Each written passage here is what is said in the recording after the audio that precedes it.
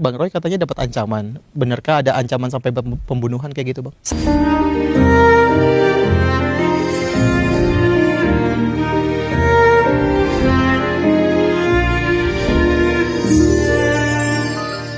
Dia mau interupsi, dia maju. Kemudian dia mau menjadi termohon intervensi. Diketawain sama hakimnya, benar-benar diketawain. Dia bilang, Pak, ini masalah kalau ada termohon intervensi itu adalah di perdata. Ini pidana, Pak. Gitu. Aduh, terus dia keluar sampai malu. Memang tidak dimohonkan. Orang bukan bagian dari termohon, bukan juga termohon, turut termohon, kok tiba-tiba maju ke depan. Tadi saya tunggu lagi, siapa tahu datang lagi. Gitu. Enggak, ternyata dia udah malu. Nggak mau datang, padahal orangnya tadinya katanya mau somasi saya. Malu sendiri. Akhirnya kemarin dia di podcast bilang, saya nggak somasi lah. Gitu. Karena buat apa gitu. Alah buat apa. Malu. Karena sama dengan yang ini. Siapa yang tuh? Katanya mau mengajukan itu, yang ya lah. Lebih lucu dari Sri Mulat lah. Ngajuin apa sih, Bang? Itu yang katanya mau lapor ke Mahkamah Agung. Mau Oke. supaya saya ditahan. Mahkamah Agung kok bisa menahan, apalagi gitu loh. Sudah pokoknya, tapi nggak apa-apa lah. Ini hiburan bagi rakyat Indonesia, jadi lebih lucu dari Sri Mulat. Dan memang dia mirip-mirip pemain Sri Mulat kan, gitu. Itu kata Bang Roy ya? Kata saya. Saya akrab dengan dia, jadi nggak apa-apa, santai aja ya, gitu. Tapi kalau ngomongin yang satu ini Ya. nggak lucu, Bang. Apa Kemarin sempat dengar-dengar Bang Roy katanya dapat ancaman. Benarkah ada ancaman sampai pembunuhan kayak gitu, Bang? Sebenarnya kalau ini apa nggak kebalik, ya? Justru sebenarnya yang saya dengar itu adalah katanya Egy katanya. Oke. Egy katanya diancam seseorang yang kemudian orang itu ngaku orangnya Roy Suryo. Ih, jahat banget saya kalau begitu. Saya tidak sejahat Rangga dalam film Ada Apa Dengan Cinta. Oke. Karena kalau Rangga itu dibilang oleh Cinta, Rangga kamu jahat. Nah, itu. Enggak lah, enggak ada. Tapi kalau ancaman itu terus terang ya, Mas. Setiap orang memang tidak ada yang bisa melenggang bebas. Tapi saya tentu tidak perlu harus cerita panjang dan buat apa ya. Kemudian saya harus menyalah-nyalahkan orang lain. Jadi buat Egy nggak usah lah nyalain orang lain. Apalagi nyalain saya. Potongan kayak gini nggak pot. Kalau memang itu ada orang yang ngaku orang saya. Tuntut dia. Tangkap dia, katanya punya nomornya. Ya kan. Katanya sudah bisa dilacak. Ya kalau belum bisa lacak saya bantu lacak deh nanti. Ya dengan CDRI itu ketemu dengan Call Data Record Information. Nanti akan ketahuan BTS mana dia. Dia ngaku-ngaku itu atau enggak, nanti ternyata dia cuma ngaku, katanya orangnya sendiri. Kan dulu juga pernah gitu siapa itu yang sok ngaku-ngaku lawyer, tapi lawyernya palsu, avokat palsu ya, dia punya kartu avokat dan dia tunjukkan ternyata bukan avokat, si Aswan itu ya. Nah itu kan juga sama, seolah-olah dapat WA waktu itu dari Dokter Tifa.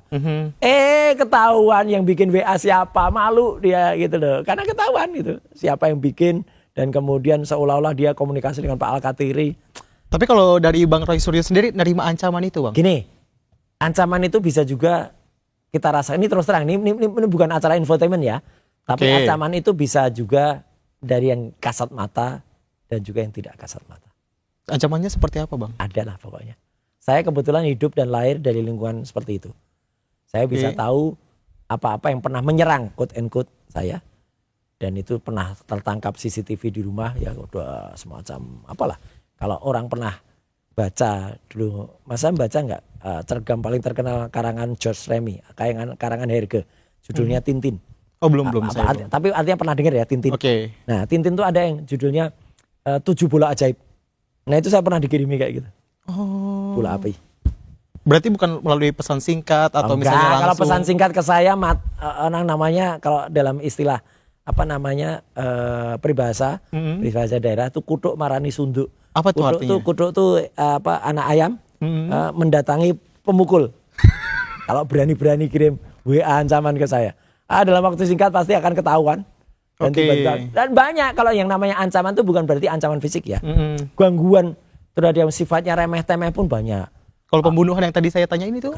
Enggak lah, itu enggak ada. Ya, pembunuhan karakter ya. Banyak pembunuhan karakter saya, katanya saya itu jahat, katanya saya nggak ngasih duit, katanya saya ijazahnya juga palsu. Gimana bisa orang yang berijazah palsu nuduh saya ijazahnya juga palsu? Aduh, orang yang nggak punya kartu atau basnya dibukukan ya, berita acara sumpahnya dibukukan, orang bisa tahu lah siapa itu yang basnya dibukukan. itu nuduh saya macam-macam. Aduh, parah deh pokoknya. Tapi alhamdulillah dan juga insya Allah kalau soal pembunuhan sih enggak. Oke. Bahwa yang aneh-aneh itu juga, kalau yang aneh-aneh yang apa istilahnya adalah yang lucu-lucuan, itu malah kita pakai sebagai lucu-lucu kok. Oke. Kan ada orang dulu yang takut ya, tuh takut kalau misalnya kita maju itu dengan setan-setan yang kecil-kecil. Nah, setan-setan kecil-kecil itu Mas pernah dengar kan istilahnya adalah TUYUL. Itu dulu ada filmnya itu di grup ini sejaban dulu. Tuyul dan Mbak Yul. Oke. Ya, nah ini Tuyul tuh juga ada kayak gini nih ya.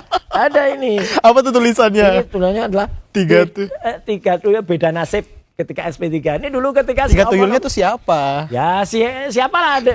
Pokoknya baca kisah saya ya. Dulu ada yang 2 sudah dapat ya. Kemudian satu lagi nyusul tapi yang satu nyusul ini harus bikin buku lah, harus nipu lah, harus apalah, harus pokoknya sampai namanya terhina sehina-hinakan. Nah ini dia ngumpet sendiri di belakang nih. Tuyul bergerak dokter palsu. Bang Maka Roy. kita nikmati aja. Saya nikmati aja kayak gini. Jadi kalau misalnya nih, Mas Sam, ada orang bilang, saya melakukan serangan teluh. Oke.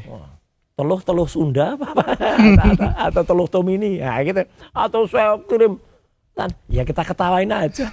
Ya, alhamdulillah, saya masih percaya di atas langit ada langit dan di atas langit yang tertinggi itu ada Tuhan yang Maha Kuasa, ada Allah Subhanahu Wa Taala. Oke. Terakhir, Bang Roy. Kalau ngomongin soal dapat ancaman, mau itu bentuknya fisik atau ancaman dalam bentuk apapun, akankah melakukan RJ? Sama sekali tidak. Dari awal ya, alhamdulillah Dokter Tifa juga menyampaikan jawaban yang sama. Dan itu saya appreciate kepada sidang pertama, saya tepuk tangan yang paling keras itu. Ketika saya akan tetap melakukan eksepsi yang mulia, kata Dokter Tifa, dan saya akan lawan. Wah itu bahas persis. Saya akan lawan gitu. Itu kan ada yang gitu kan.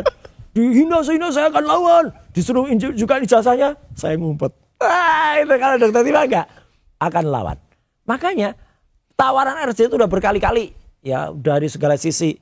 Mau yang mau dikasih sesuatu, mau yang diancam. Ketika di kepolisian, ketika di kejaksaan, bahkan di pengadilan kemarin Dokter Tifa juga lihat.